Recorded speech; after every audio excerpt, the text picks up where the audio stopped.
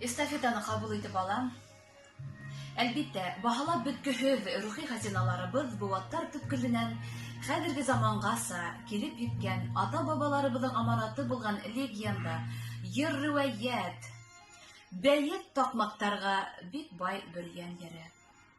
Бормаланып аккан Агыйдел елгаһын, сал бөркеттәр төяп киткән күккә олгашкан кая тауларда данлаган йырлар бихисап.